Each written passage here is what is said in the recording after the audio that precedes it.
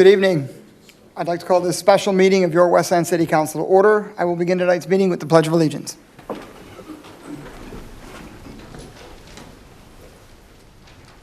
I pledge Allegiance to the flag of the United States of America and to the republic for which it stands, one nation, under God, indivisible, with liberty and justice for all. Thank you. Mr. Clerk, roll call, please. Councilwoman Bauman. Present. Councilman Hart. Here. Councilman Hersberg. Here. Councilwoman Rakowski. Present. Pro Tem Sampe. Present. President McDermott. Here. A quorum is present. Okay. Here at tonight's special meeting, we will now move on to questions or input on the agenda from the public. This section will allow members of the public at the beginning of the meeting to address council regarding items that are on tonight's business agenda. Questions may be questions may be asked and responded to during the agenda item following a motion and support from the City Council. Is there anyone on my left who wishes to speak on tonight's agenda? Sir. Thank you. I appreciate this opportunity. Good evening, everyone. Thank you for being here. But first, I might say happy Valentine's Day to everyone here, everyone in the audience. I come here today with a purpose to address the recent development that has caused quite a stir in our community. A decision by the mayor to veto my appointment to City Council. This has undoubtedly stirred the water and raised questions about our city leadership. In his public statement, the mayor made it clear that his decision to veto my appointment did not reflect my character or qualifications. With that statement, I would agree with him. I take pride in being a positive spiritual person and dedicate myself to serving people of our community. An example of that is over the last 7 years, I have been actively involved in various boards and groups within the city of Westland. I give back to the community, donating, volunteering, and supporting fundraisers, providing essential needs to our seniors like bread, milk, and ice cream, and you know the seniors love ice cream. Providing dinners to families that need it, that need warm dinners during, watching the Lions game. But however, the aspect of this situation leaves me scratching my head. The mayor stated that this was the will of the voters as the base of his decision, noting that I was voted out of office in November. Well, I did finish the term, so I'm not sure about voted out yet. November 7, residents of Westland executed their right and caused their vote to fill 4 positions that were vacant at the time. I received 5,376 votes, and yes, I was excited about that. As my first campaign ran, I came in 5th. I did not get one of the 4th seats, but that's okay. It's all about learning, growing, and moving on. But something happened 2 months later, January 2nd. Our Westland longest-serving council member stepped down to accept deputy mayor, and I today congratulate you on that appointment. So congratulations. That move opened a 5th seat, and immediately I reached out to the mayor first. I figured that would be the best approach to sit down with the mayor and talk, to get to know each other a little bit more, and to show that I'm willing to work with him and ask for his support. During that meeting, he did say he would support City Council decision if they were to appoint me at the opening seat, and would gladly speak with the council member to express his support. After getting feedback from the mayor, I continued to talk to the rest of the council members. I talked to 5 members that gave great suggestions and feedback, and to this day, I appreciate that. One member of City Council turned down my request 1 hour before our meeting. A little disappointing, but we move on and keep moving. One member asked that I campaign for 75 more votes, randomly calling people and asking for their opinion about my appointment.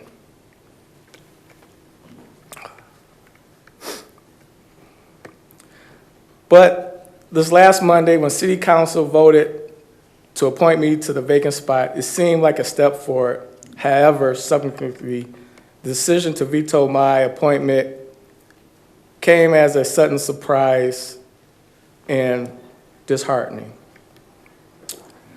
Left me with many questions asking why, what went wrong, what could I have done better. I was locked out of all my city accounts. Sir, Mr. Hornbuckle, your time is up. All right, thank you, and I appreciate your time.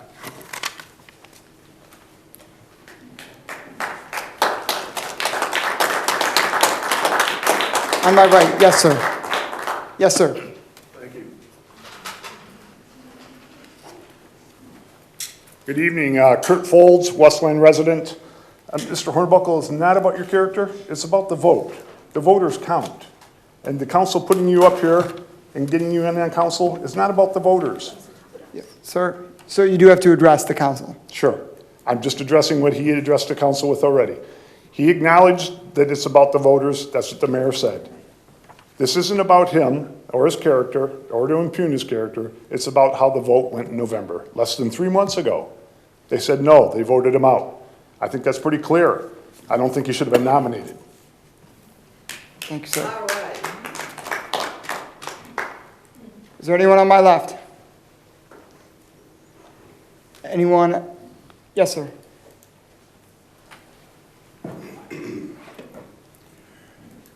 Good evening.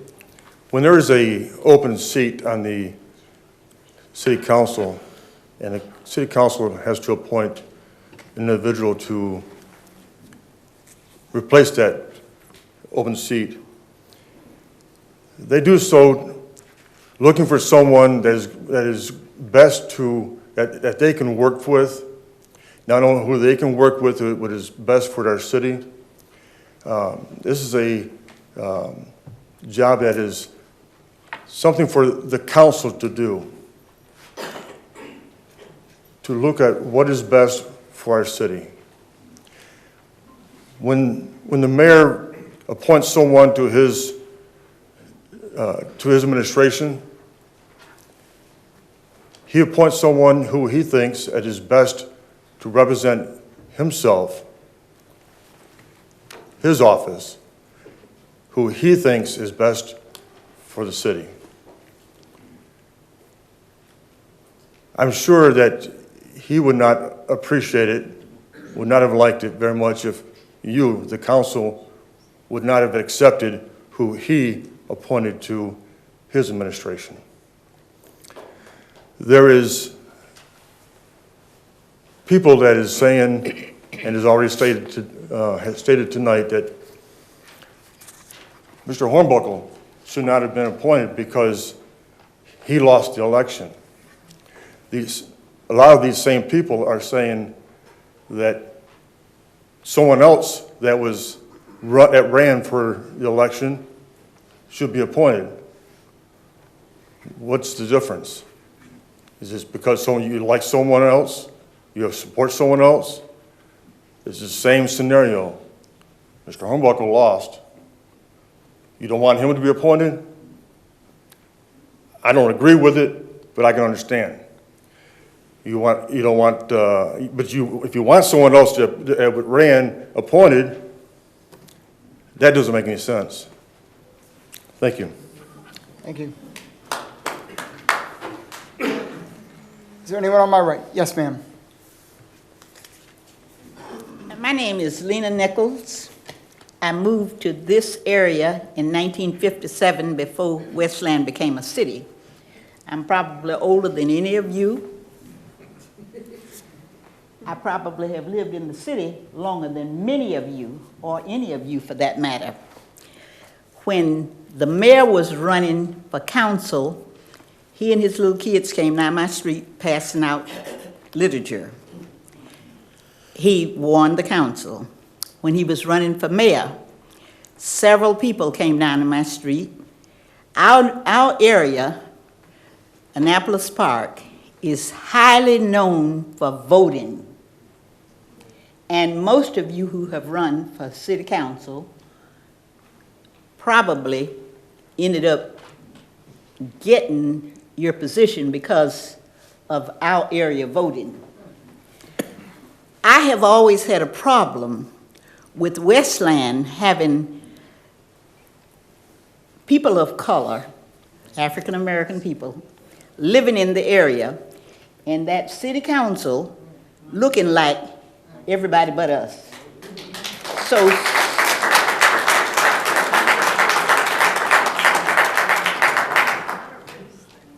a lot of people call different areas by their name, and a lot of people call different areas by their racial attitude.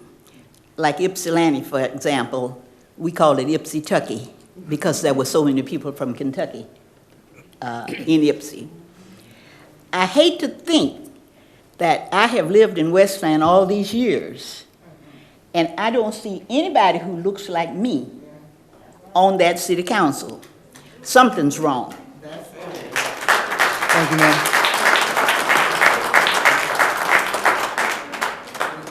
Is there anyone else on my left? Yes, sir. Hi, everybody. Derek Davis, Westland resident. I'm not going to speak to anything other than the involvement that I have seen when Hornbuckle was on city council. I can look at some of you sitting on city council that never once came to any of the nonprofit events that we needed to help us support. However, he was there. I sent emails out to all of you. You didn't show, you didn't show, you didn't show. But he did. Now, I'm not going to talk about anything else other than the fact that when I, a resident, someone working within the nonprofit community, whether it be for dogs, getting food, or doing anything like that, needed help from the people that worked on behalf of the city, do you know who answered the call? He did. Amen. Not you. Not you. Well, you. But not you. Not you. Sometimes you. Every time. I'm not here to talk about his character. I'm not here to talk about whether he's good for the job or not good for the job or whether he should have been there in the first place. I'm telling you that when I, as a resident and someone who works within this community to try to make it better, needed someone to show up, he showed up. Not you, not you, not you. Thank you. Is there anyone else in my? Yes, ma'am.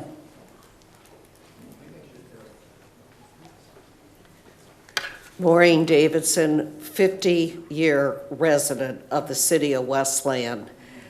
I guess I don't know a whole lot about politics, but I do know when the city votes someone out of office, how do they get back in office? I just don't understand. The city spoke. This has nothing to do with demographics, color, or anything else. It's what the people voted, and they voted Hornbuckle out.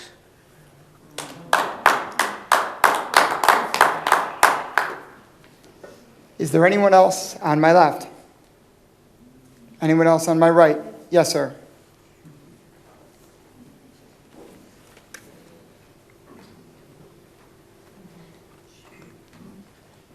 I'm not going to belabor the fact that Mr. Hornbuckle was voted out, but the fact of the matter is he came in 5th place for the next highest vote getter. Many cities, actually I looked it up, 50% of the cities in the city or in the state of Michigan have it in their city charter that the very next person getting appointed, if there's a vacancy, is the next highest vote getter. But instead of having that in your city charter, you allow your executive branch to veto the legislative branch, his checks and balances, and you allow that to stand in your city charter. Now, if in fact the argument is that Mr. Hornbuckle can't be because the people voted him out, so was Mr. Pruitt, but he was nominated. So was Miss Candy, and she'd been declined by the voters. And I will dare say that anyone that you want to appoint that hasn't stood for office, they don't deserve it. If they're not willing to put their sweat and equity into it, they don't deserve an appointment. Not anyone. But what I do think is what all of you to do, whenever there's a new majority, someone needs to sit there and change the city charter, because you all can do it by a majority vote of the council, to end that proposal to where the executive branch, and whom I consider a friend of mine, but the executive branch, I don't care who it is, it's government overreach and it's bad government, that the executive branch can decide who he is going to have, or she, to have as his checks and balances. That's BS and needs to end, and that needs to end at the very next election.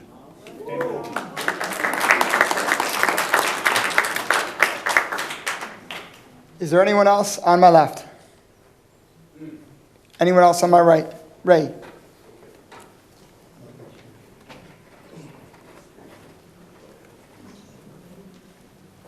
I came here today too because I care, and I like our uncle. I think he's a very respectable person. He's very out in the community a lot.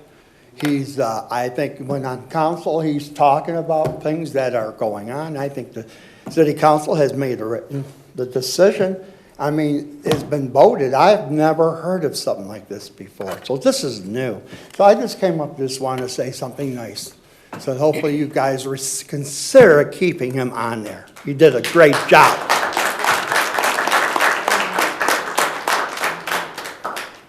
Thank you. Is there anyone else in the audience on my left wishing to speak? Yes, ma'am. Hi, it's Debbie Gable again. It's not to somebody's character. I've never seen you out in the city, and I apologize for this, but I just haven't seen him. And I haven't seen anything on his council page.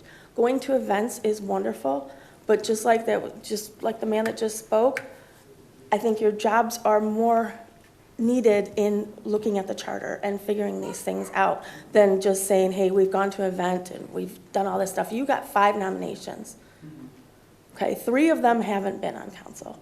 So if that was the discrepancy, is because we were talking the next voter and he was voted out, that doesn't make sense. Then why didn't you vote for one of the others? Because I look at the November election as being, we did vote him out. We voted him out. You guys all got 7,000 to 9,000 votes, and he got 5. So 2,000 people did not vote for him that voted for you guys. They voted for Councilwoman Bowman. Okay, so he was voted out by us. We voted your appointment out. And the slap in the face is that you turn around and reappoint him without any conversations. And that's just where I stand with it.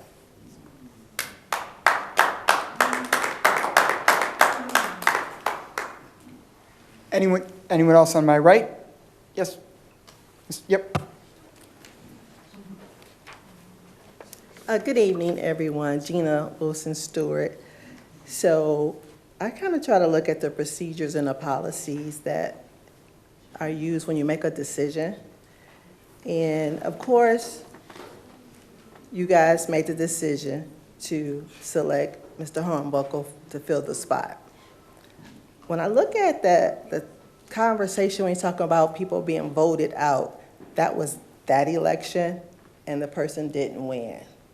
I don't necessarily mean that was voted out of that particular time. What we're talking about right now is filling a spot that is actually available. This spot is available, and who better to have in the spot for somebody who's already been in the spot, somebody you've already worked with. I know we have a new person who may not have worked with him before, but the majority of you guys have worked with him already. So I'm thinking that says a lot about who you should have as you move forward. You don't want anybody who has to actually have a strong learning curve.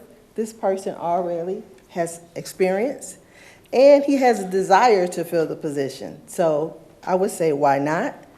The rule that the guy just mentioned about the next person moving up, that is true, because I'm just not involved with Westland, but the other cities also have that same kind of rule that the next person moves up to fill the spot. And I'm not trying to say anything negative, but I remember when Mr. Gottbalt ran, he didn't win. However, he got appointed to a position to serve the community.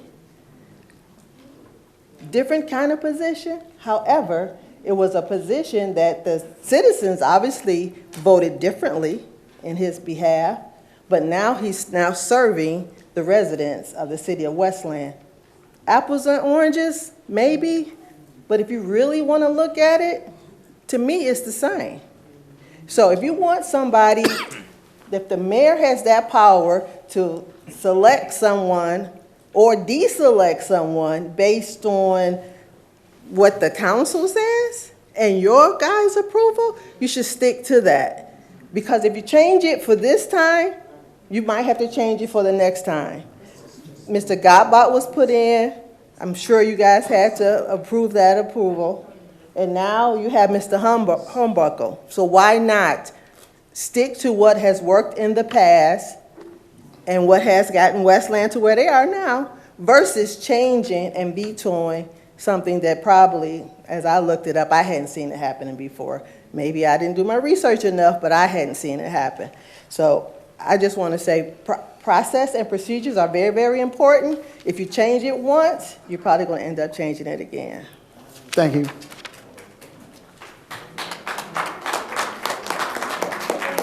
Is there anyone else on my left? Anyone else on my right? Anyone else in the audience wishing to speak? Okay, seeing and hearing none, we'll move on to New business, item 1, overturn veto by Mayor Coleman. So moved. Support. There's a motion on the floor by Councilwoman Rakowski, supported by Pro Tem Sampe. Is there any discussion on the motion? Yes. Thank you. Good evening, everyone. I stand here today disappointed by the false statements made by our administration, and I am disappointed that Mr. Hornbuckle should be the collateral damage to someone's political agenda. The real issue here is the true purpose of the veto versus the right to veto. What we don't have is a good enough reason to veto someone like Delano, who is qualified and of good character. The meeting this evening was called in accordance to our charter, which dictates how council can overturn a veto by the mayor. I want to be perfectly candid and let the public know that I do not expect there to be 5 votes in favor of overturning the veto this evening. However, I do find it to be of the utmost importance that questions are answered, and I believe that they need to be answered publicly so that the public can view and digest them. The charter dictates that we have 2 weeks to hold a special meeting in order to overturn a veto. We believe that this is an action that is important and should be addressed as soon as possible, and that's why we are here on Ash Wednesday and Valentine's Day. First of all, I would like to correct some misinformation and perhaps a poor choice of words. Mr. Hornbuckle was not voted out of office. He was unsuccessful in an attempt to earn a seat in the November election. However, during his time on council, he served honorably and received over 5,000 votes from the public, which had him come in 5th place, 5,376 to be exact. The only way to be voted out of office is through recall. If we apply the same language and logic to other candidates who are seeking appointment, then others would not be eligible because they were quote-unquote voted out of previous elections as well. The logic would also have to apply to those who have recently been appointed to positions in the city. The city council has no opportunity to apply any type of check or balance to whom the mayor appoints, with the exception of boards and commissions, the city attorney, the city auditor, the Parks and Rec director, and the planning director. When a statement about circumventing the will of the people is used while explaining the veto of Mr. Hornbuckle, I would find that the will of the people then was also circumvented by the appointment of our deputy mayor, as the voice of the people indicated that they did not want this individual to serve in the mayor's stead. Yet here we are. And in fact, the charter does state that if the mayor is absent, the council president should act as mayor pro tem, and he should be dealing with all things that the mayor would be doing should he be in town. A statement released on a personal page from the administration made mention that Mr. Hornbuckle is a man of character and qualified for the position. With those 2 statements being made, I ask then, why would he be vetoed? Of course, again, the language then talks about the will of the people being circumvented, and where we find an accurate language to describe the events of November. Mr. Hornbuckle was also assigned homework from a fellow council member, charging him with calling 75 individuals of whom he does not know to ask them if he should be appointed or not. I would be of the opinion that the more than 5,000 voters heavily outweighs the opinion of 75 random individuals. There is also a noticeable break in precedent. Previously, when an individual is appointed to council, they are sworn in immediately and take a seat upon the dais and conduct the business of the council by exercising their duty to vote. They are not expected, nor would it be appropriate for them to vote on the minutes of the previous meeting, because they were not a member of the council at that time. But all other votes pertaining to the council would be there for them to vote. These were the conditions that Mr. Hornbuckle experienced in the previous appointment. However, in January of 2024, the council president was advised to take a recess, which for those of you here and maybe many of you at home may or may not know, the cameras stopped rolling. So there is no digital record of Mr. Hornbuckle being sworn into office. Mr. Hornbuckle was also advised to abstain from any votes. In his previous appointment, he was allowed to vote at will. I've read the charter and I recognize that by having Mr. Hornbuckle vote on all of the agenda items that day, that many of the items that were approved in the affirmative would then be void. And so to me, all of those actions in concert indicate that this was an orchestrated and well thought out plan. Additionally, while other appointments were announced via Facebook as well as email newsletter, there was no mention of Mr. Hornbuckle being appointed to the city council. And again, this would appear as though it was orchestrated and thought out. So we have a man that is of good character and qualified to hold a position. Then why are we here to overturn a veto by the mayor? His statement about the voters is inaccurate, and the logic then should apply to any other appointed position or candidates. Additionally, when we read the charter, it needs to be digested in its totality, meaning that the charter is a document of the whole. It is not a document of section by section. And I would be of the opinion that because the charter outlines that the city council is charged with the duty to appoint a council member when a vacancy arrives, and it does not dictate that this action is a resolution, that it should not be seen as one, and therefore should not be vetoed. This is a gross misstep by the executive branch of government into the legislature. It does not preserve the separation of power, nor does it provide a check and balance that we enjoy in our democracy. The question remains, if you are of good character and are qualified, and yet you still get vetoed, what does one have to be not to be vetoed? Is council to expect a list of approved candidates to fulfill council appointments from the administration? This would be against our charter and a violation of the separation of power. Do we need to submit our list of candidates to the administration to be approved? Again, I would say that this would be a violation of our charter, an abuse of the executive power, and a breakdown of the separation of duties. So if Mr. Hornbuckle, a man of good character who is qualified to serve on city council, is not given the opportunity to serve after a vote of the supermajority of the remaining council members, I would like a concise explanation other than the misinformation about the will of the people to be provided. And unfortunately, the mayor is not here to speak on it. I request through the chair a written opinion from the city attorney outlining the legality of the veto, as well as an opinion that would outline the weaknesses in our charter. I find the idea that a duty outlined specifically in the city charter for the council to make this appointment to be considered a resolution inaccurate and wrong. Again, I am disappointed by the false statements made by our administration about Mr. Hornbuckle, and I am disappointed that he should be collateral damage to someone's political agenda.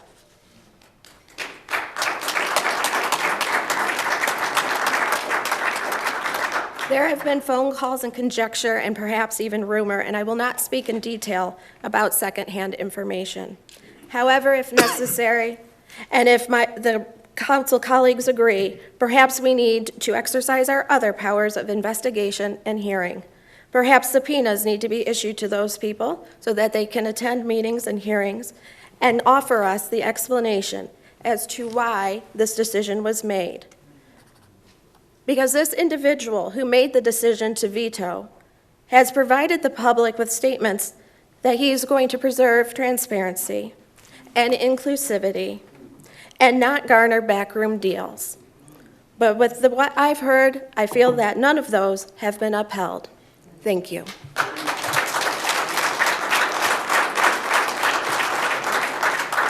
So any other discussion? Yes. Oh, I'm sorry. Thank you. Thank you very much. I couldn't have said it any better from my colleague. In a statement put out by Mayor Coleman, who decided to not be here this evening, he says it's the will of the people. The will of the people voted loudly to not put our deputy mayor in his spot. Yet he was rewarded with a $100,000 a year job and a pension for the rest of his life. However, if the will of the people, what he's saying, based on the logic, 2 African-American candidates lost the election. So the will of the people say that we can't have those 2 individuals in those spots? I find it very hard to believe that there was not backdoor deals going on. In fact, hearing secondhand information, there was a call that was made, and Mayor Coleman said, "It's nothing against you. I basically want to block the next appointment because I don't want potentially another person to go in there." However, Mr. Hornbuckle, who was in that spot, understands the role, and Mr. Hornbuckle did a phenomenal job. I worked hand in hand. It was brought up that he was at every event. I understand it does not always mean that we have to be at everything, but Mr. Hornbuckle should not be collateral damage for a political agenda at all.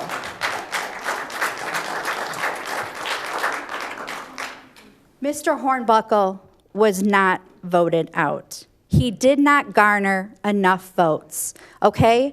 Unfortunately, there has to be a 5th place winner.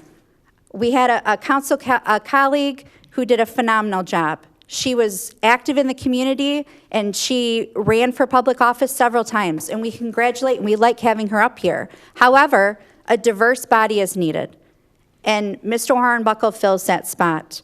So what I'm saying right now, the mayor said, I want to be a mayor for everyone, but obviously he's not a mayor for him or others in here. So I'm having a really hard time understanding this veto. Is it obstruction or is it something else? But at the same time, Delano has no political side, okay? There was no hidden agenda. In fact, he came to my council colleague next to me, his political fundraiser. Delano has spoken to all the council members. One person told him racism was in his head, but Delano still met with every individual. He still ran a clean campaign. He never attacked anyone. And honestly, he probably donated most of his salary back to numerous charities. So for Delano to be a collateral damage or a chess piece in a political, in my mind, a political setup, I find it hard to believe that we're rewarding other people who lost the election. However, we can't have him up here and join us on this dais. Thank you. Thank you. Is there any other discussion? Yes, Councilman. Thank you, Council President. I appreciate the comments from my colleagues, Councilwoman Rakowski and the Pro Tem Melissa Sampe. I am shocked, dismayed, hurt, and angry. It's not fair. When I read that note from the mayor, and it said that I don't judge him by his character or by his qualifications, but by the will of the people, that was the biggest load of BS I'd ever seen in a red herring, all right? It's very clear that the logic that they used, that he was voted out of office, is logically flawed on every level, because if you want to if you want to run a litmus test of that logic, turn it internally to themselves and it falls flat. It falls apart. It's dead right there. It's DOA. Not the will of the people. He came in 5th place, for Pete's sake. A homework assignment, give me 75 more people. What, 5,300 wasn't enough? What does it take? If you turn that logic internally, he shouldn't be sitting there, and another appointment that lost against the mayor shouldn't be sitting in his seat either. So intellectually, it's bankrupt, all right? And logically, it's flawed. Period. So logically flawed. So that's a moot point. So we can just take that and throw that right off the table. This was a political witch hunt, and he used Delano Hornbuckle as his pawn.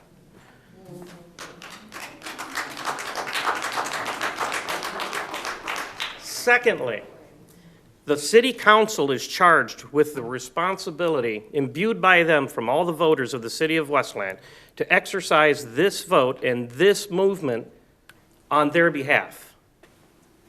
They did that last Monday on a 2/3 majority vote of the seated council. 2/3 majority. Yet, somehow the mayor found a way to veto a 2/3 majority, when usually a 2/3 majority is a supermajority. So now, we're expected to have an ultra majority, almost plurality, to undo it. Where are the checks and balances in government? Where's the break between the legislative branch and the executive branch? He has gone in, abused his power, and exercised authority over the entire legislative branch, putting a chokehold on this council and holding us hostage. He is holding us hostage. So we can't put anybody forward unless he approves of it. That is the absolute worst breakdown of the three branches of government I've seen, and if you don't see it, look again. It is clear.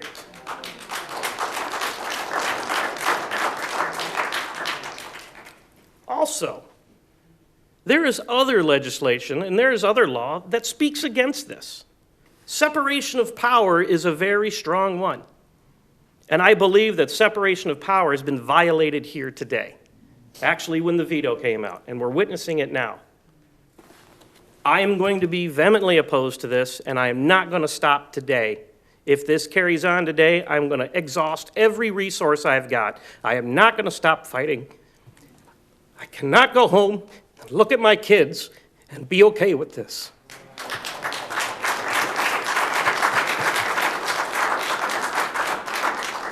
Councilman. Is there any other discussion? Councilwoman. I did not write anything, so this is going to be off the cuff. A year ago, there was an appointment made. The fifth vote getter from 2021 did not receive the appointment. There is no precedent that the fifth vote getter in this city is supposed to receive the appointment.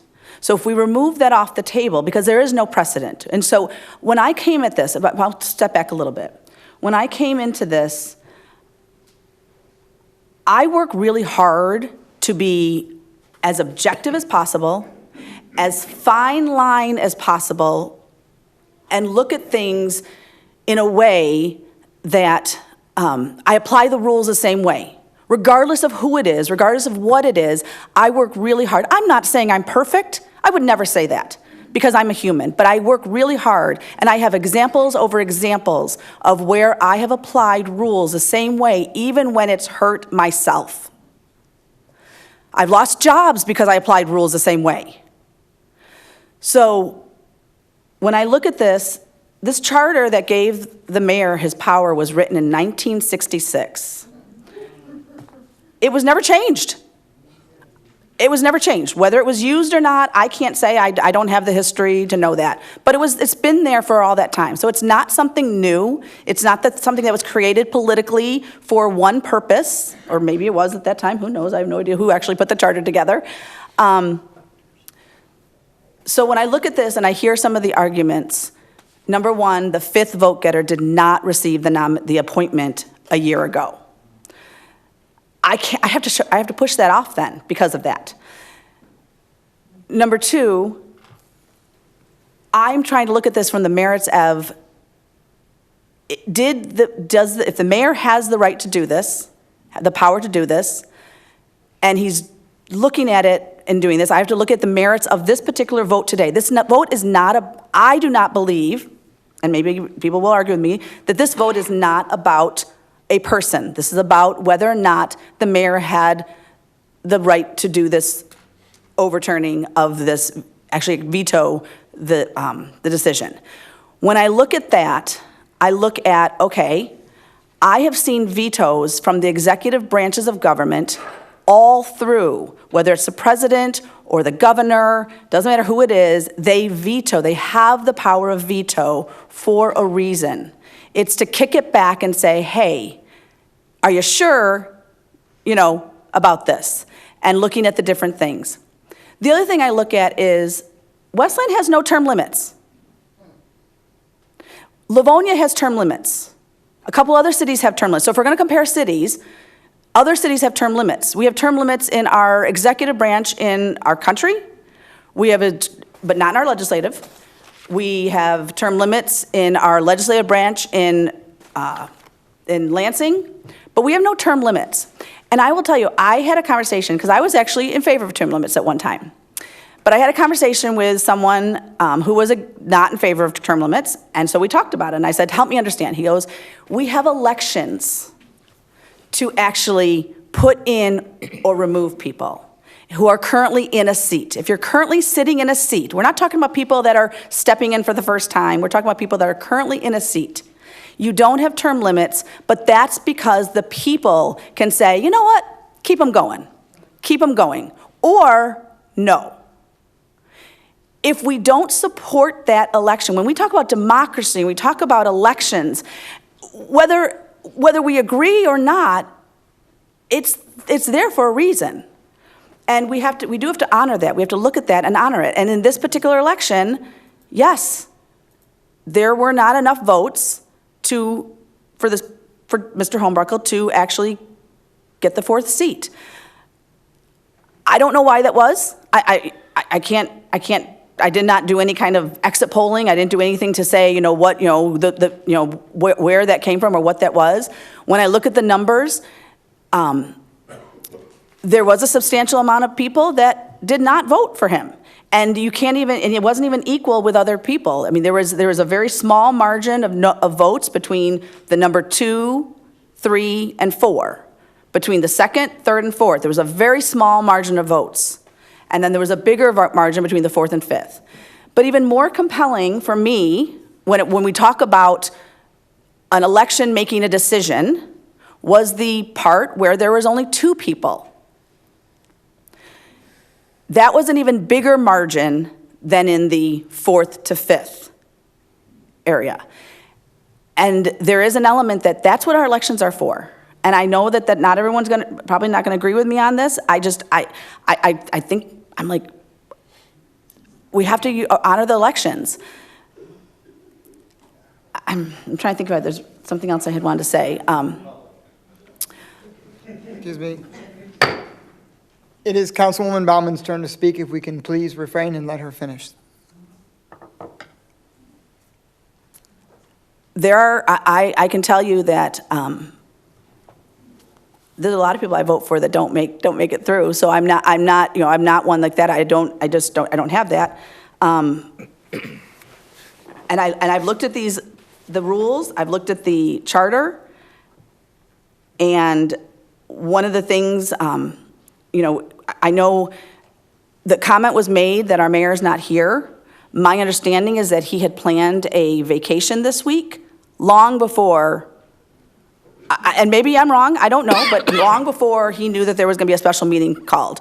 We had 2 weeks to call the meeting. So this is a tough day for those of us who actually celebrate, I'm missing my church service for Ash Wednesday, and that's okay because my obligation is here. I said I would do this. I was elected to this office. I am trying to do the best thing I can, and I will tell you that, yes, I received more notifications in support of the veto, in support of what the election said, than not. I have to share that.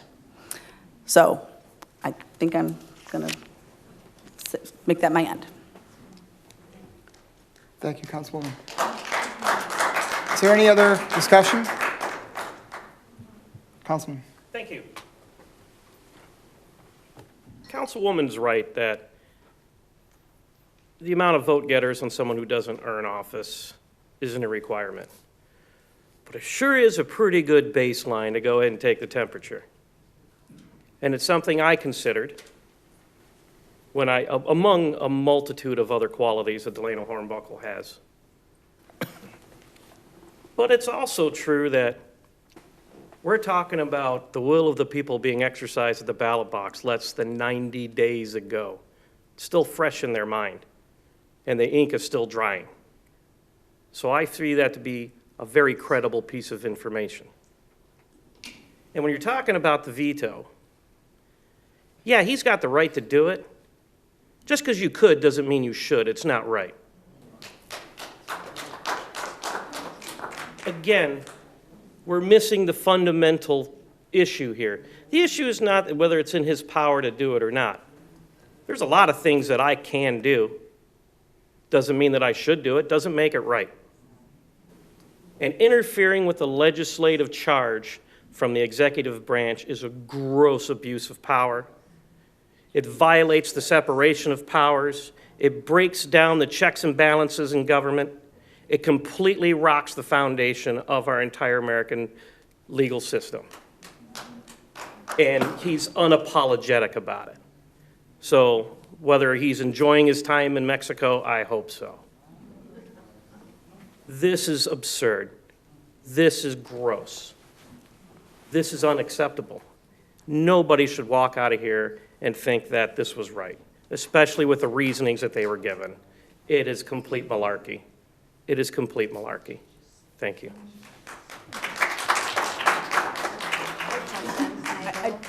She had. Okay. I just want to add one other thing. I do agree that I think there's something that I did read in the charter, and I do agree that maybe we need to have more hearings. Even this process of actually appointing someone appeared, and the three of us were reading, looking at the new rules. Even the process of appointing seems problematic, and that was raised, a concern a couple weeks ago. It was raised when we actually moved this vote off, was that we don't have a really good way of bringing people on. If you want to be on a board or a commission, you have to send an application in and then have a conversation and a resume and all these different things to try to get on a board or a commission to be appointed. This body should have at least that much involved in appointing somebody. Even if this person did serve on that position before, we need to be looking at that and say, because this is a city with 64,000 registered voters, I've got to believe that there's a number of people who could be qualified for this position as well and represent people, and someone else. So we do need to look at how we actually appoint someone to such an important role for this city. Pro Tem. So my biggest concern right here is the violation of the separation of powers. And there's a lot of questions that I have here tonight that I would like to ask. I'm going to save that for my comments, but I really feel like if the mayor has the opportunity to veto, how is that going to affect our working relationship moving forward? And who is he proposing to be acceptable for this appointment? So I'll reserve that for my comments, but I have a lot of questions, and I feel really strongly that they need to be answered. Any other discussion? Councilman Hersberg. Thanks. Just real briefly, Delano, I respect you. You did a good job on council, but I felt strongly that this process was unfair. There was a lot of people interested in trying to be appointed, and the four of them had their votes picked out before Godbout even vacated his seat. And I'm not in support of that kind of politics. Obviously, the only political agenda here is people coming in with pre-written speeches. I can't stand for that, and I'll leave it at that. Obviously, we need to improve the process. There needs to be some sort of interview, more open process with the public, and that did not take place, and it was prevented from being taken place. So, thank you.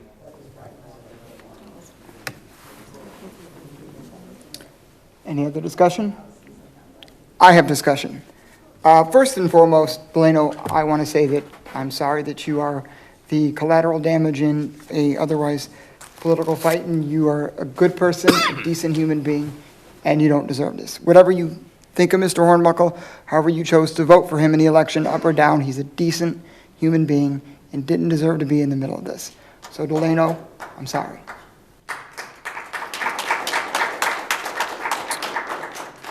Lots of thoughts on this. For those coming up and saying that he was voted out or didn't receive the majority vote, I understand that, and I hear you. But There are other folks that have been suggested for city council that were also not voted to be on the city council. So if we're applying that logic fairly and equally, then it's got to be applied to everyone, not just those we want to pick and choose from. It's got to be applied evenly. One thing that I will say that I do agree with, and I wish we could have done more, and I've talked to all of my colleagues about this, is when we have an opening, having a more open and transparent process where we are actually sitting down, taking folks' resumes, letting you all who are interested in being on the council, letting residents come forward and kind of give us their sales pitch as far as why you want to be on council, why you feel you are the best choice to serve. I would definitely like to see that in the future. It would help us to avoid situations like this by opening up the process more and bringing people to the table and allowing folks, if we make this into a public study session, which it would be, to come here and see the answers that individuals interested in being on council are giving as far as why they want to be on council, why they feel they should be chosen and appointed. So it's certainly my hope, and as council president, certainly something I want to work with all of my colleagues on when we have future vacancies on this body to do something as Councilman Herzberg suggested. I definitely want to do that and even brought that point up this time around. A few other things that I wanted to make mention of. Wherever we go tonight in the vote, I hope to God that from here on out we can find some way forward to work together.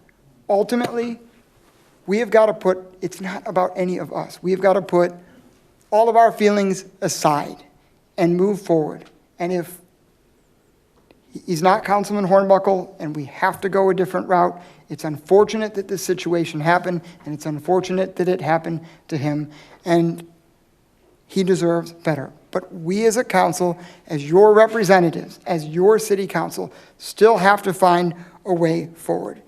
Am I disappointed that the mayor did this to Councilman Hornbuckle? You bet. Am I disappointed that we're sitting here in this position, having this meeting today? You bet. I don't want to be here on a Wednesday night, on Ash Wednesday, on Valentine's Day, and I'm sure that many of you don't either, and I'm sure that people up here don't either.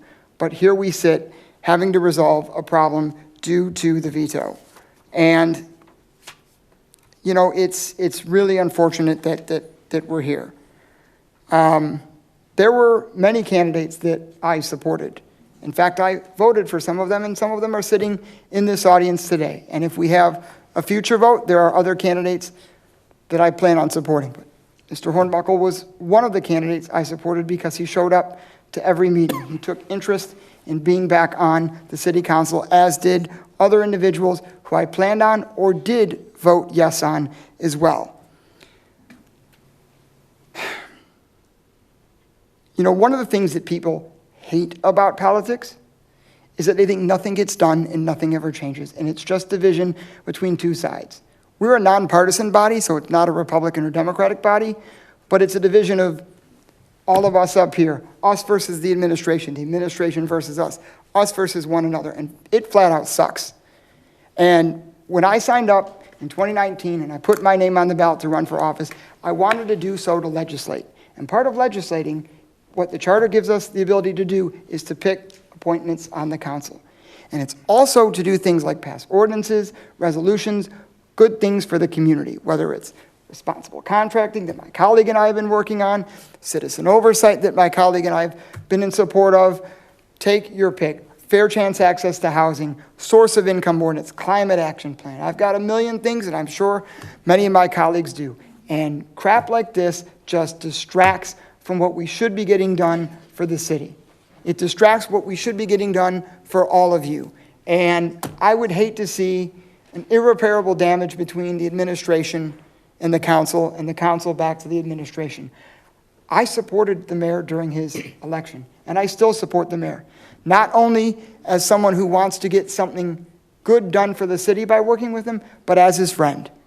And sometimes you support people when you can and oppose them when you must. And that's the way government works. I wouldn't want anybody to be his rubber stamp, mine, or anyone's up here. So I'm really concerned with where this is going to go. I'm really concerned with the relationships between people and how this process This veto and the subsequent aftermath has damaged those relationships.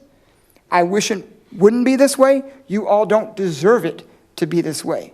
And all of us should act better. All of us, myself included. And if you call me, text me, comment on my Facebook page that you think I made the wrong decision, that's democracy. And that's the beautiful thing. You can come into the desk and pound on my desk or pound on my Facebook page and say, Councilman McDermott, you're wrong and here's why. And I respect that. Even if I don't agree with it, I respect it. That's the beautiful thing about having a democracy. And I would hope that we all, the administration, council, all respect that. And so, again, Mr. Hornbuckle, Delano, my neighbor, a few houses down, you did not deserve this. And you did not deserve to be the political hot potato in the middle here. You're a good person, you're a good man, and regardless of what you think of him politically, he's a decent and honorable human being who didn't deserve this. And I really hope, for one, that as a council, as an administration, as human beings and adults, we can find a way beyond this, whatever the resolution is. And when Monday's meeting comes up for your Westland City Council and we have a vote for an appointment, that we can find a way through this. But am I disappointed that we're here? Yes. Am I disappointed in the veto? Yes. Am I disappointed most of all that Delano didn't deserve this? Absolutely. And I hope that we can all put today's occasion and what led to today's occasion aside at some point and work together for all of you. Because if we don't, then we're going to be in the position of not getting things done, and we're all going to look real bad. And then you all have every right to sit here and say, well, now council's not getting anything done because you can't move beyond this, you're not functioning as a government, and we put you all up there to be our representatives to get things done on our behalf, to improve our quality of life, to take care of us during our time of need, to lift us up when we need a little help, to be an answer when we have a question, or to be a listening voice when we have a concern or we disagree with something. And man, you know, we've had a lot of division over the years on this council with the administration, back at the council. There's often been times where we as a council have felt totally run roughshod over the years. Like, if it wasn't important to the administration, then our ideas just don't matter. Or we have to beg and plead to get something done. And I sure as heck want to work with the mayor and the deputy mayor and everybody on this council to get things done for all of you and to do big legislative priorities that I know all of us have. And this feels like, boy, this veto in this situation feels like it takes away from a lot of that. And, you know, as a legislator, what we are elected to do, what we are here to do is to legislate, and we did that with our vote. And apparently that was not going to be the case. So I could ramble on for quite some time. I didn't prepare a speech. I wrote a few notes down on a piece of paper. I'm highly disappointed. I'm stressed. I'm filled with anxiety. I'm sure many here are too, and many in this audience. My vote for Delano was one of many votes I did and planned on taking. It wasn't to circumvent the will of the people. It wasn't to, you know, a preordained deal. I had multiple people that I did vote for, and others that I planned on voting for had their name come up during the process. He got the 4 votes, and that was, we thought, the will of the council, but I guess not. So moving forward from here, I want to work with the mayor and the administration. I want to work with all of my colleagues on council, and I hope that we all want to work together at the end of the day to do what is best for each and every one of you. So if you share disappointment on anything I've said, whether it's my vote for Delano or the way this process or situation has gone, please let me know. Continue to let me know. Even if I don't agree with it, I'm not here to agree with everything. I should be here at the end of the day to listen and to take in not only the concerns of all of you as residents, but also in a leadership position as council president, the concerns and viewpoints of each one of my colleagues who put me here in a leadership position on council. So I guess that's all I have to say. Thank you for listening, and Delano again. Sorry you had to go through this. All right. This roll call vote for the benefit of everyone, a reminder, it takes 5 affirmative votes to override a mayor veto in the city of Westland. Roll call vote, Councilwoman Baumann. May I confirm what the motion is so that I know what the vote is actually going to be? Overturn veto by Mayor Coleman. No. Councilman Hart. Yes. Councilman Hersberg. No. Councilwoman Rakowski. Yes. Pro Tem Samby. Yes. President McDermott. Yes. Having received 4 affirmative votes, the motion fails and the veto stands.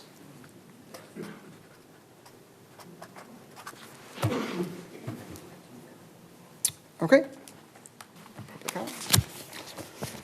We will now move on to public comment. Everyone wishing to speak before the council shall do so in a civil manner. Speakers shall refrain from abusive or profane remarks, vulgar language, disruptive outbursts, threats, racial slurs, or other conduct that interferes with the orderly conduct of the business meeting. Personal attacks on council members, the administration, city staff, other speakers, or members of the public will not be tolerated. The clock will start upon the first words of the speaker and will not stop while the speaker is recognized from the floor. The speaker can ask questions at this time, and the person in question may respond during the speaker's allotment of time. However, the clock will not be stopped once it is started. The clock will continue to run until 3 minutes is up or the person is done speaking, whichever comes first. Is there anyone wishing to speak on my right? Yes, ma'am. If you're wishing to speak, please come up to the podium.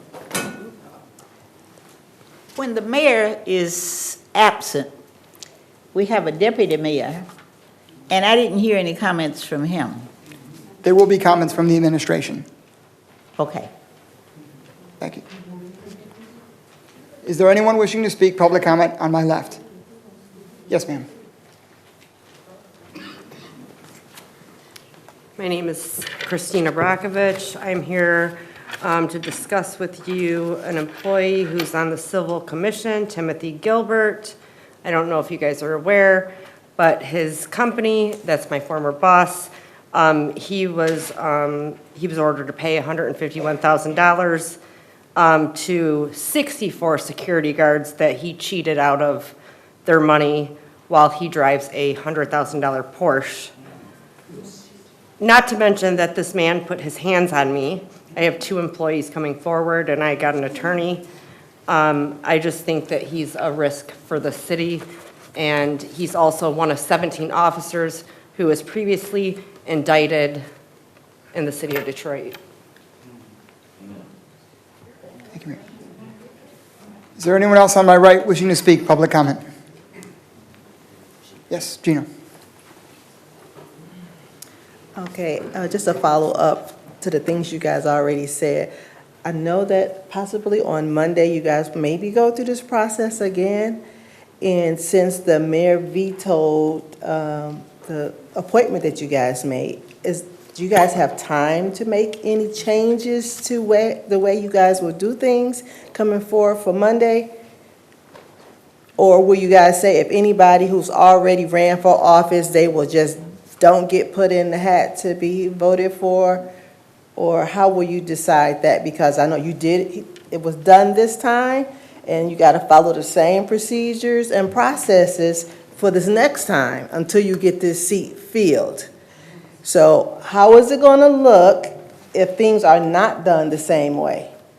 So it has to be done the same way if you're going to have some, I guess, the community standing behind you guys. Because if it's not done the same way, it's probably going to be problems.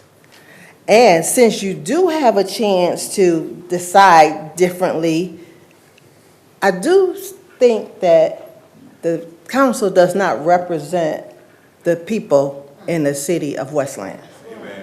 I know there's at least 20% of people of color living in the city of Westland, but unfortunately, I don't see that here. So if you guys have an opportunity to select somebody, I would encourage you maybe to select somebody who has the ear and looks like, and had not just their looks, but they also have the ability to work with all you guys, but work with the people in the community. It's not, I mean, I go to a lot of city council meetings and we want them to be a little bit diverse. This is not, and you guys know that. And I know some people, because I was hearing them murmuring behind me, I know they were saying, what does race have to do with it? But when you have a cross-functional team of people with a lot of diverse opinions, things are done differently because you get a chance to hear from other people. And if, no offense, but if you guys are all similar, decisions may not be made in a well-rounded way. So if you have a chance to, that's just my say. Thank you. And I will address your question during my comments. Is there anyone else on my left wishing to speak public comment? Yes, Mr. Johnson. I've been around city council meetings back in the 1980s, I believe, Mr. LeBlanc. City council and mayor, seems like there's always been, for the most part, a split.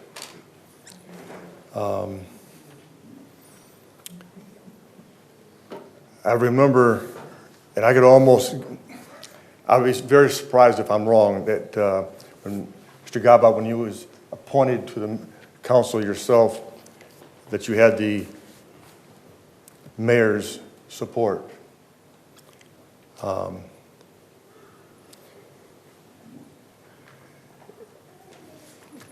And hearing the conversation of possibility of outside attorneys and going to court, it's an unfortunate, but yet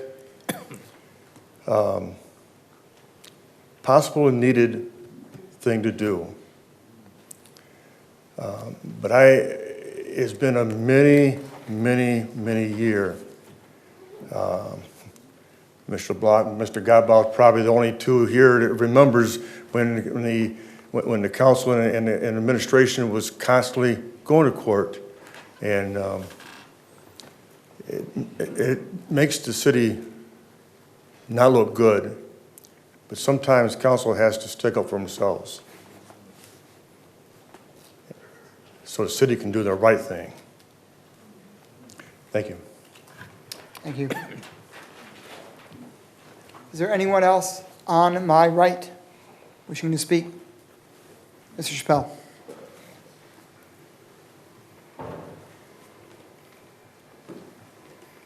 Boy, did we see democracy in action tonight, eh?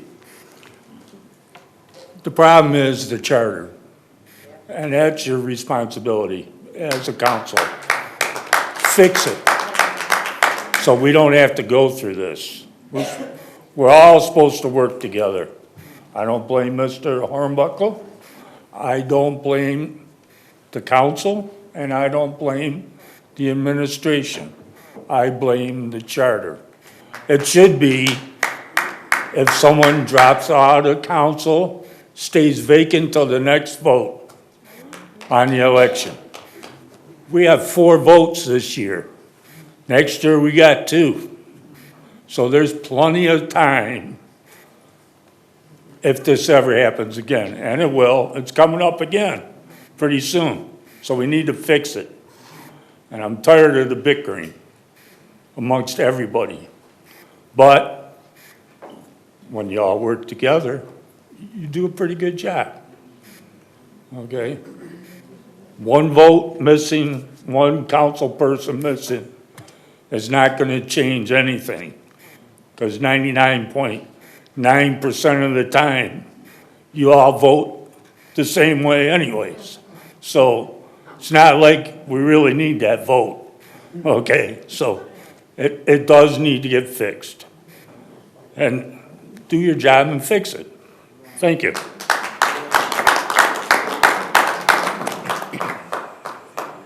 Is there anyone else on my left wishing to speak? Public comment. Anyone else on my right wishing to speak? Public comment. And anyone else in the audience? Yes, sir. Mr. Hornbuckle. I just want to come up here and thank everyone for kind words and not so kind words. But I appreciate the process. I respect the process. That's what we all agree, that let the process work. And this is the process. I accept it. But I want to let everyone here know that I appreciate every one of you, everyone that came out. Good things you said about me and the bad. It hurts, but I still love you because that's my heart. Thank you.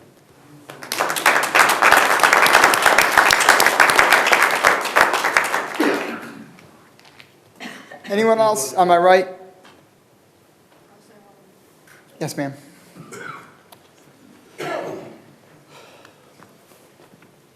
Thank you. I'm Jessica Toth. I'm a 19-year resident of Westland. Appreciate the opportunity to speak. Appreciate what happened here tonight. I also agree a few things. The comments made by many council members that you have the right to, the charter allows you the right to legislate, but seem to feign surprise when the mayor exercises his right to veto. And I do agree that the charter should be looked at, and the process for the selecting candidates also should be examined. From what I saw back in November, the residents of Westland want change. And for being, I haven't, of course, lived in the city as long as this fine lady, but again, I have been in Westland long enough. I am tired of seeing us lose to other cities. We have the highest tax rate among other cities in the area. Our water rates are also among some of the highest. I'm tired of seeing businesses come here for 2 years and then leave. Livonia is eating our lunch. Again, the rec center, the things they have, and it troubles me when I see council members saying we're going to investigate and issue subpoenas. To quote Councilman Hart, just because you can doesn't mean you should. We have real problems that need solutions, and the residents deserve that. And as a taxpayer, we deserve the best of what the city can offer us. Thank you. Thank you. Anyone else on my left, public comment? Anyone else on my right? Yes, Ray.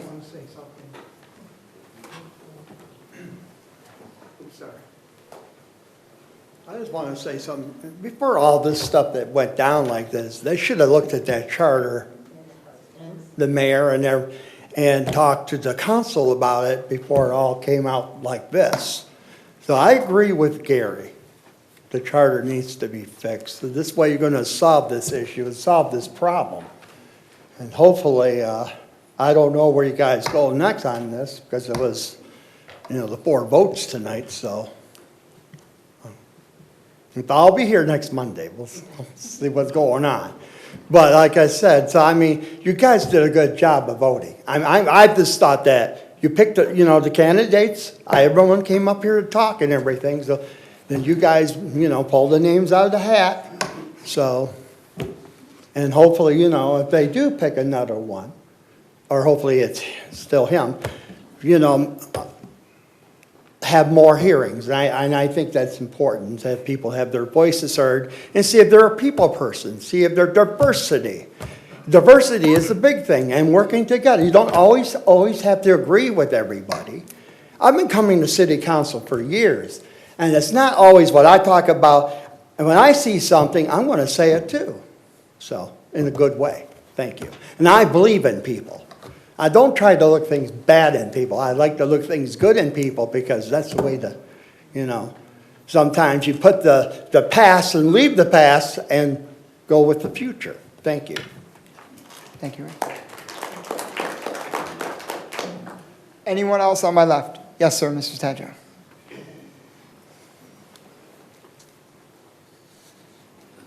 Good evening, everybody. Dan Stachow, Westland, Michigan.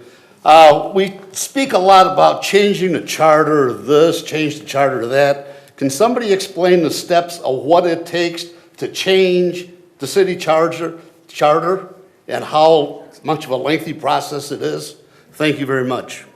We can have the city attorney's office speak on that, thank you. Public comment, anyone else on my right? Anyone else in the audience? Public comment on the agenda? Hearing and seeing none, we will move on to comments from the administration. Thanks. I have a couple things tonight. First, family fun night, or family bowling night is this Friday, February 16th, from 6 to 8 p.m. at Westland Bowl. Families pay $10 per person at the door and get 2 games of bowling, shoe rental, and a couple slices of pizza. Parks and Rec will be on hand to help people if they need it at that point in time. Also, the library is having their book sale this weekend. It runs through, let's see, it starts Friday, running through Sunday. So stop by and purchase your books from the library.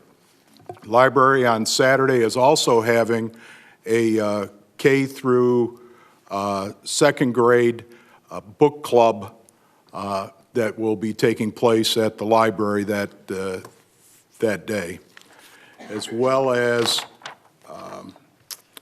on Saturday at the Westland Historic Village Park, located at 857 North Wayne Road. We encourage everybody to stop by and visit with President Lincoln, who will be there to help celebrate President's Day, which occurs on Monday.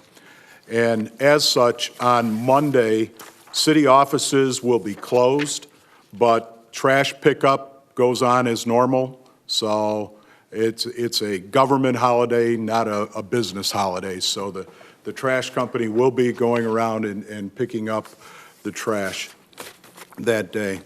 I did not prepare any comments to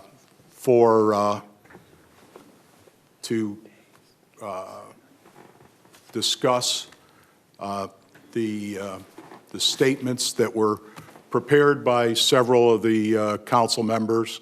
I don't agree with some of their statements. Some of them were inaccurate, but I'll let that stand. In regards to the next highest vote getter, that has not been the case. In fact, it was not the case when Mr. Hornbuckle was appointed a year ago. I actually nominated the next highest vote getter, which was Deborah Folks. But that decision went down, and Mr. Hornbuckle hadn't run at that point in time. So that logic just doesn't hold a lot of credibility with me, as well as some of the statements that were made here this evening by some of the council members. And I'm not going to get into their rationale behind it, and I'm certainly not going to speak and put words in the mayor's mouth, so I'll just let my comments go at that. Thank you.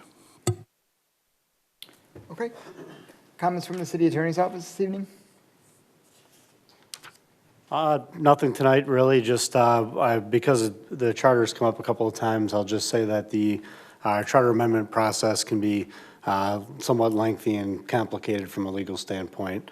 So to the extent there's further interest in that, I'd be happy to discuss it at a later time after the city attorney's office has had time to prepare for that discussion. But I just thought I'd address it since it came up.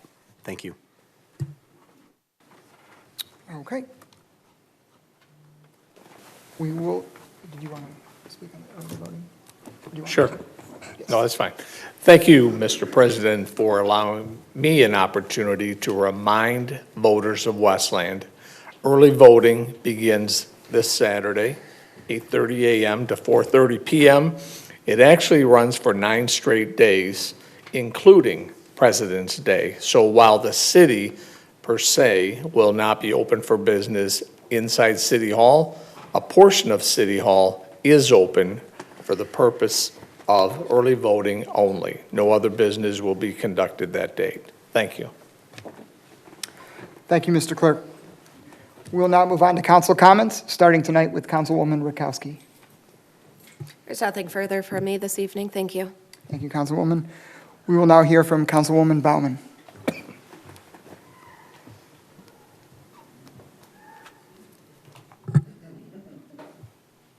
I just wanted to talk a little bit about a couple of things that were said. So, for example, appointment of administrative offices.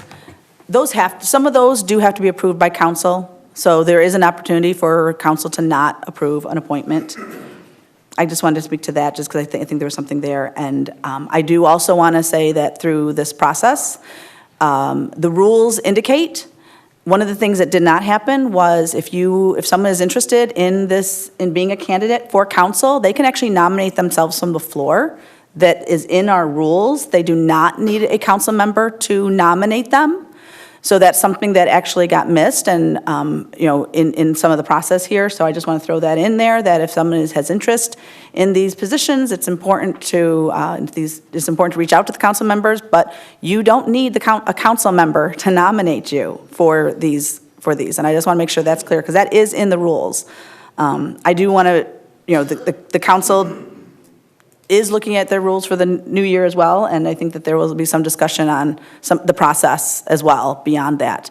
So I think that's all I really have for now. Thank you. Okay. Thank you, Councilwoman. We will now hear from Councilman Hart. Thank you, Council President. I will be brief. I'm very disappointed, but I'm not shocked.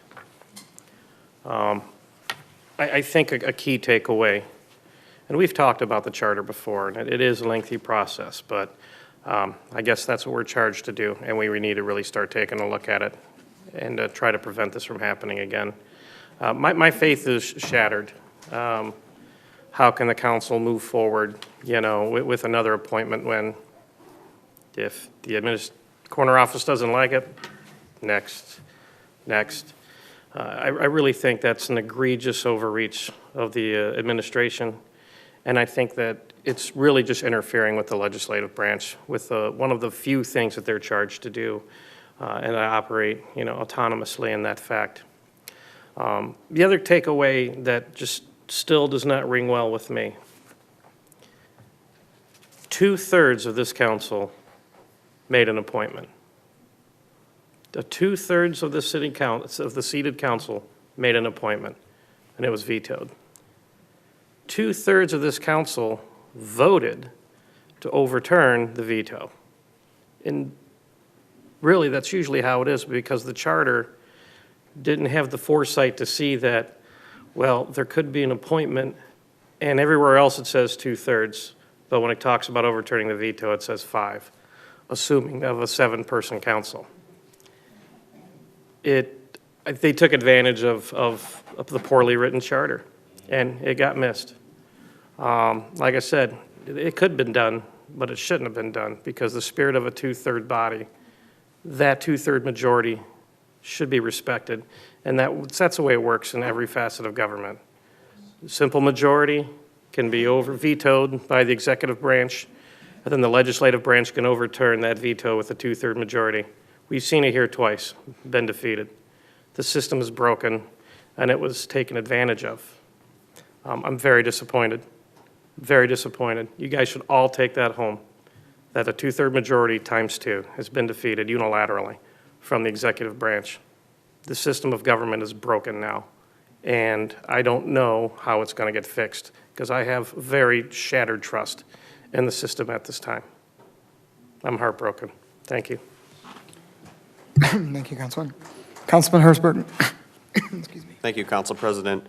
Briefly, I just want to thank everybody for coming and giving their input, no matter what you wanted the outcome to be. I want this process to be more fair and transparent and open. And like I said in my comments before, that just wasn't done. The decision to appoint Hornbuckle was made months before Godbout was even resigned his position on council. There was over a dozen other people that wanted to have conversations. They did have conversations with other council members, which is a great disrespect to them, knowing that they weren't going to vote for them, that the decision was already made. And I just can't stand for that. Regarding the charter, we do need to look at that. I'm in support of that. To change the charter here in Westland, it needs to ultimately be approved by the voters on a ballot during an election. So we could come up with language, I'm not sure the exact steps, but we could come up with the language, get it placed on the ballot in August or November, and then as you go to vote for president or whatever election it might be, people can vote on that to make those changes. There are a number of changes that need to be made in the charter. A lot of that's been neglected over the last few years, and hopefully we can get back on track here with our new council president. So, thank you. Thank you. Pro Tem Sampe. Thank you. Again, thank you, everyone, for coming out. I'm going to address a few things that individuals said at the podium. So first off, Ms. Brakovich, in regards to Tim Gilbert on the Civil Service Commission, I hope you do work with the administration and bring this up. Obviously, this is something that City Council can acknowledge, but if a man is going to put his hands on you, I find a problem with that. So thank you for bringing that to our attention. In regards to the charter, I also agree. If it was written in the 60s, we couldn't foresee what was going to happen, so I do hope that we can open that. To the individuals, I guess, that came here tonight and spoke, obviously we listened to you, we respect your comments, but again, I still stand strong that I support Mr. Hornbuckle. Mr. Hornbuckle, thank you very much for coming and speaking. I clearly believe that this was, again, like I stated, a setup. When you were told that you were basically blocked to not get another appointment, I find that a severe disrespect to you. There was no conspiracy theory or we made the vote or whatnot. I did meet with individuals. I felt like you were an individual that should be on this body that also supports what I guess at this point, the priorities that we talked to you about to move forward. So I felt like you were the best choice. I definitely felt like diversity was needed, and I felt that you would represent us well. So I am sorry that you had to go through this process. Again, there was no announcement. The city essentially did not know that you were even appointed as a councilman. There was nothing put out on the City of Westland page, yet there was something put out about board appointments. It was not televised. You were told to abstain.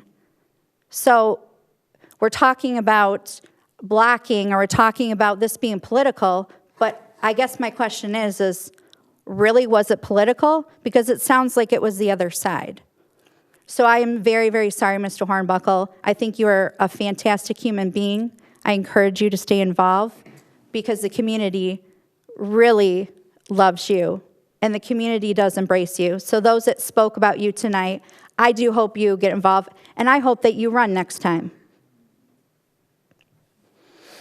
With that being said, I do have some questions. I don't know if the administration wants to answer these. Our mayor's not here, so I can put this in writing, but I just want to know what will be put into place to prevent this from happening again.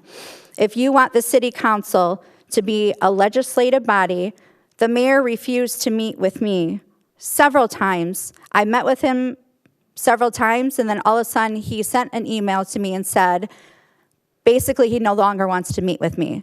So how do we expect the city council to work with a mayor that doesn't want to meet with the council members?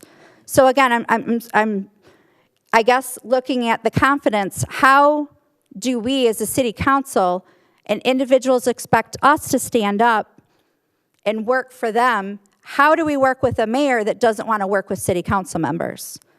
So if they're doing this, I guess I just want to know, where are the checks and balances here? How can we move forward without this happening again? Because if the mayor doesn't like the candidate, he's just going to veto him. So I just want to know what the mayor's list of candidates are, because again, if we bring someone forward, it's going to be a veto. So I'm just struggling with the trust, and I'm struggling with how, as a body, we can trust administration if they're telling us what to do when we're supposed to be the checks and balances. Thank you. Thank you, Pro Tem. First off, I will address a question that was brought up. Ms. Wilson Stewart, this will go on the unfinished business of the next agenda, so there will be under unfinished business the council appointment, and it will go on there and be on the agenda until we have an appointment. And God help us, I hope this doesn't drag on beyond that, and I hope that who the council wants in the next appointment is ultimately respected. And, you know, there were several candidates that I did support, intend on supporting in the future. Mr. Hornbuckle was one of them, and again, I'm sorry that you are in the middle of all this. But I really worry about where we're at now and where we're going from here, and that we are headed down a path of being hopelessly divided and unable to get anything done. And it's not good, because there is business for you all, business for all of our business community that has to get done. And if we're just hopelessly divided and there's no trust amongst anyone, all of us together, the administration, that's a huge problem. And it's not so much a problem for us as it is for 84,000 people that we serve. Because, you know, that's what we're up here to do. I ran for council 4 years ago with a spreadsheet's worth of stuff, with a whole ambitious agenda of things I wanted to get done here. And frankly, very little of it at times is gotten done because we've had division, disagreements, people that are in the mayor's office that don't want to do what council wants to do or let the legislative body actually legislate. And when Mayor Coleman was elected, I was really excited, and I'm still excited, because it's new, fresh ideas, but we have to have trust. And if there's no trust, then there's going to be no collaboration and working together. And we got to find a way forward through this, not for ourselves, but for the people that we serve ultimately. I mean, it seems immaterial at a time like this to talk about legislative agendas. For me, it's things like oversight, police and fire staffing, source of income ordinance, fair chance access to housing, you know, criminal justice reforms, climate action plans, building a rec center for all of you. It really seems immaterial without any kind of consensus, collaboration, or willingness to work together. Because, boy, we could sit up here and bring ideas up all day, but if nobody wants to work with anybody and nobody trusts anybody, that's a hell of a problem to have. And I really hope that we can find some way forward. I'll tell you that my appetite for continuing this fight on, I agree with what was brought up by many residents. We have to look at the charter, and we have to take a serious look at that, and not only the mayor's veto power, but I think top to bottom. We have a charter that was written, you know, decades ago with few amendments to it. And I think, you know, whether it is putting together a charter review commission or whatever that looks like, I think we have to take a serious look at that. But like, holy moly, first things first, we have to, administration has to be at the table. We have to be at the table with some level of trust amongst one another. And when we do this process, again, my colleague is right. I mean, we need to do this as a real interview. The school board does it. They've done it for appointments in the past. They did it most recently when they appointed Mr. Gray to school board. And I think it would behoove us to have such a process here. But I got to say, this sucks. This is not fun. This is a lot of stress, a lot of anxiety. I don't want to pretend to speak for anybody else, but I'm sure lots of people feel that way. And I'm sure many of you watching at home, going through this with us as residents and voters, feel this way as well. You know, as always, I am here to take any thoughts, ideas, concerns, and criticism. And if you disagree with the decision I make, as I said earlier in the meeting, you can come to my social media page, you can come to my office, heck, you can show up at my door at 652 Forest Street, 48186 zip code, and tell me you disagree with me vehemently. And it's my job and my responsibility to listen and take the criticism. And if you don't want to take it, I guess don't be an elected official, but that's not what bothers me. What bothers me is where we sit right now and the concern of where we're going to go in the future. I have nothing further. Is there a motion to adjourn? Support.